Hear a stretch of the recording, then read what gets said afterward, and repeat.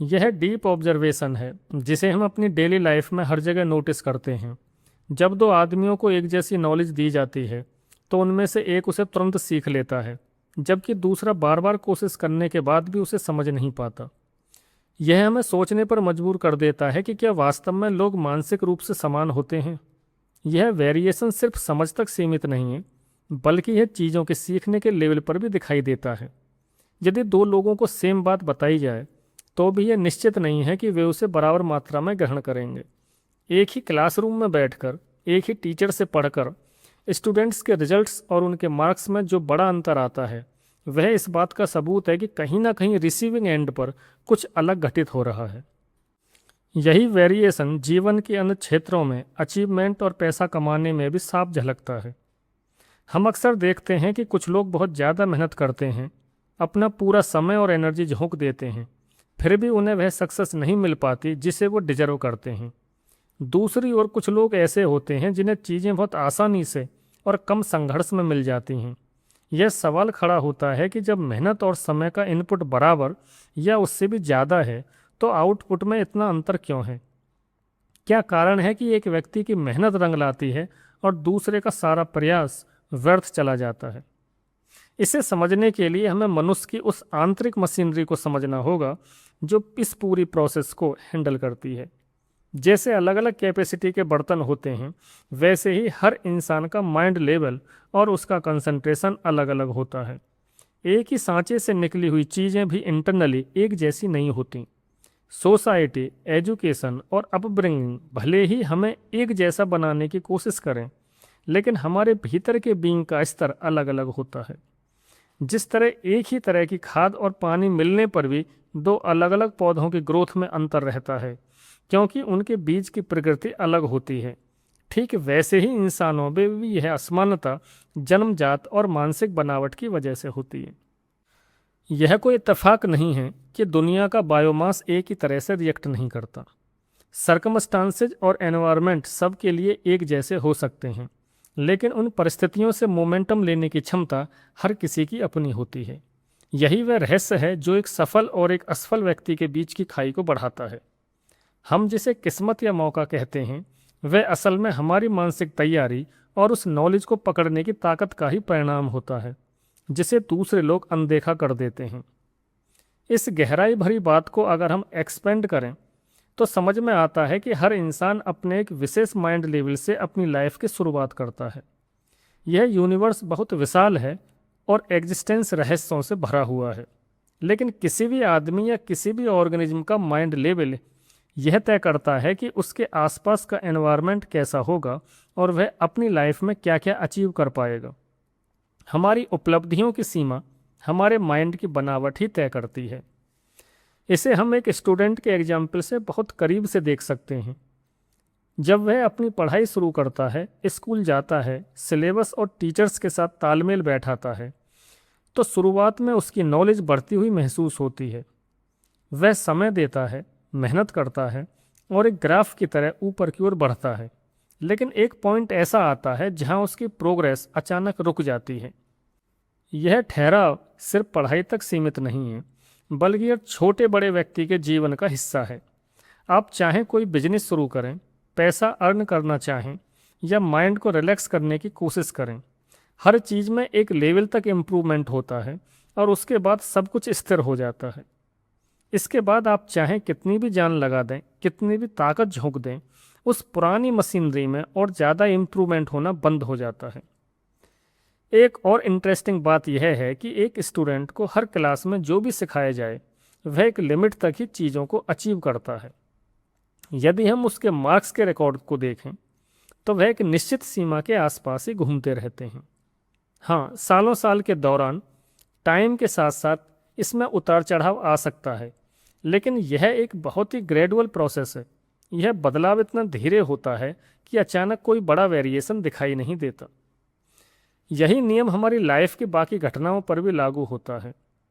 आपके बिजनेस की सक्सेस हो या आपके अचीवमेंट्स हो या यहाँ तक कि आपके दोस्तों की संख्या और उनका सोशल स्टेटस हो, यह सब आपके माइंड लेवल के रिफ्लेक्टर्स हैं।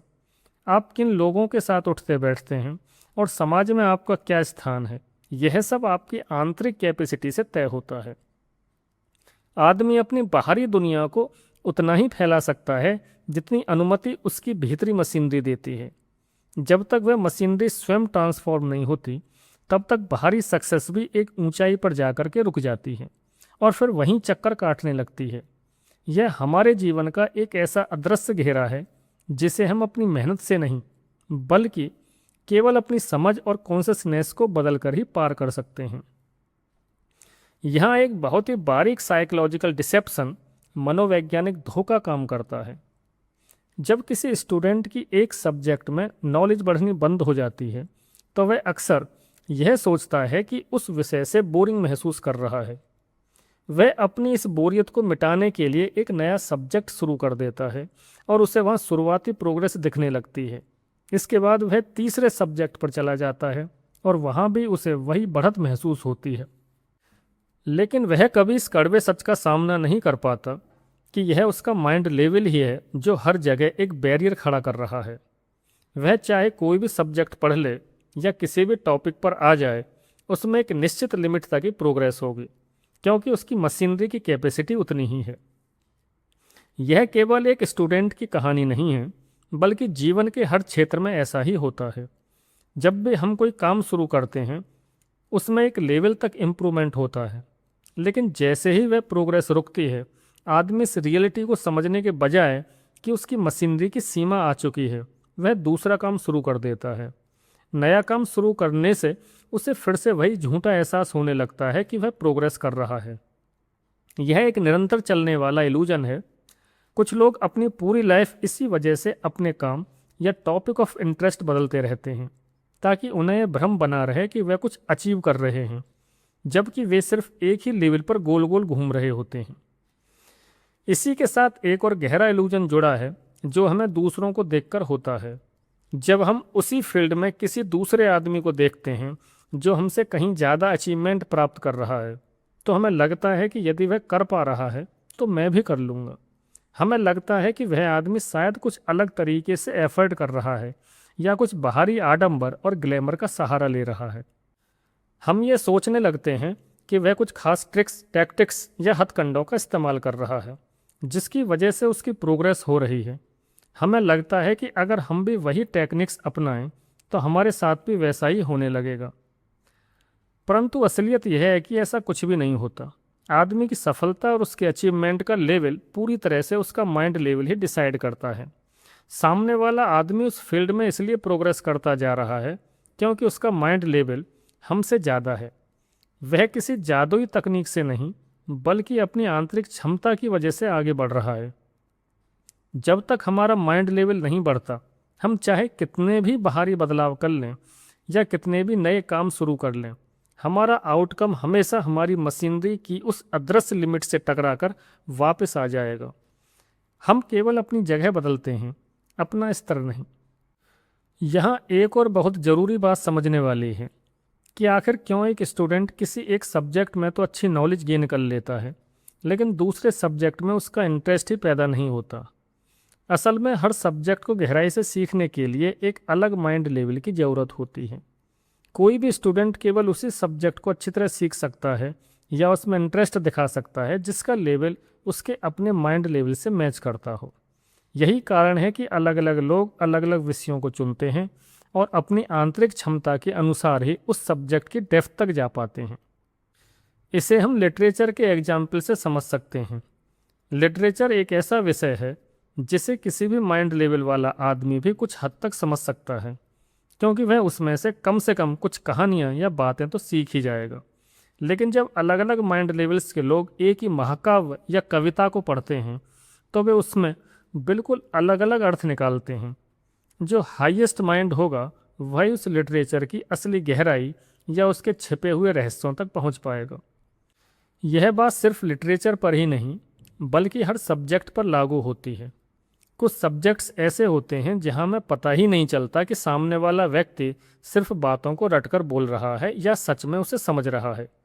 हमें लगता है कि वह सीख गया है, लेकिन असलियत में किसी भी विषय की गहरी नॉलेज हमारे माइंड लेवल के प्रोपोर्शन में ही, अनुपात में ही हमें मिलती है। यह केवल स्टूडेंट तक सीमित नहीं है, बल्कि हर उम्र के लोगों के साथ यही घटित होता रहता है। जीवन के हर फील्ड में हम इसी नियम से बंधे हैं। जब किसी आदमी को यह लगने लगे कि अब एक्सटर्नल वर्ल्ड में उसकी प्रोग्रेस रुक गई है और उसने हर तरफ से हाथ पैर मारकर पूरी कोशिश करके देख ली है, पर नतीजा नहीं बदल रहा, तो उसे एक बहुत ही महत्वपूर्ण कंक्लूजन पर पहुंच जाना चाहिए। उसे यह रियलाइज करना चाहिए कि उसकी मशीनरी का जितना माइंड लेवल था, वह उतनी चीज़ें गेन कर चुका है। अब यदि वह उससे आगे बढ़ना चाहता है या उससे ज़्यादा अचीव करना चाहता है, तो बाहरी दुनिया में संघर्ष करना व्यर्थ है। उसे सबसे पहले अपने माइंड लेवल को बढ़ाना होगा। जब तक आंतरिक कैपेसिटी नहीं बढ़ेगी, तब तक आगे की प्रोग्रेस पॉसिबल ही नहीं है। जैसे एक छोटे बर्तन में आप चाहे कितना भी पानी डालें, वह अपनी कैपेसिटी से ज़्यादा नहीं भर सकता। वैसे ही बिना माइंड लेवल बढ़ाए हम जीवन के ऊंचे सत्यों और बड़ी उपलब्धियों को संभाल ही नहीं सकते। हम अक्सर एक और दिलचस्प ऑब्जर्वेशन देखते हैं कि एक स्टूडेंट जो शुरुआत में बहुत ही मूर्ख या एवरेज लगता है, वह अचानक लाइफ में बहुत बड़े अचीवमेंट्स हासिल कर लेता है और बहुत आगे निकल जाता है। लोग यह देखकर हैरान रह जाते हैं और कहते हैं कि यह तो बचपन में बिल्कुल बुद्धू था, यह यहाँ तक कैसे पहुँच गया।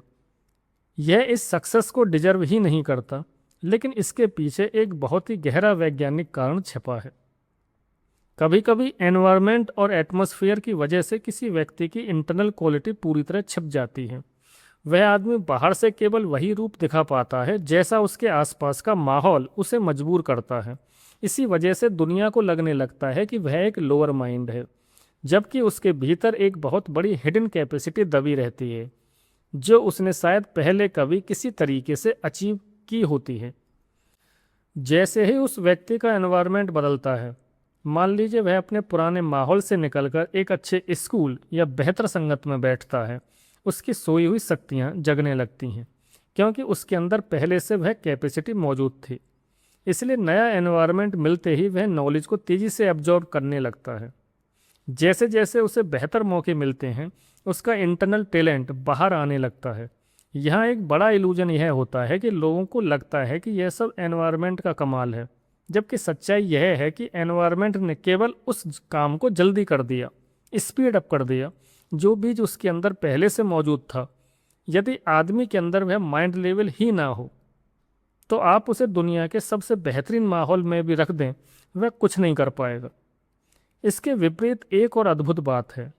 यदि किसी आदमी की इंटरनल कैपेसिटी बहुत हाई है, तो उसे चाहे कितने भी खराब एटमॉस्फेयर या परवरिश में रखा जाए, उसकी प्रोग्रेस के चांस हमेशा बने रहते हैं। एक बच्चा जिसका घर का माहौल बहुत ही पिछड़ा या खराब है, वह शायद बाहर के एक साधारण लड़के जैसा दिखे, लेकिन जैसे ही उसके सामने कोई बुक आती है, एक चमत्कार घटता है।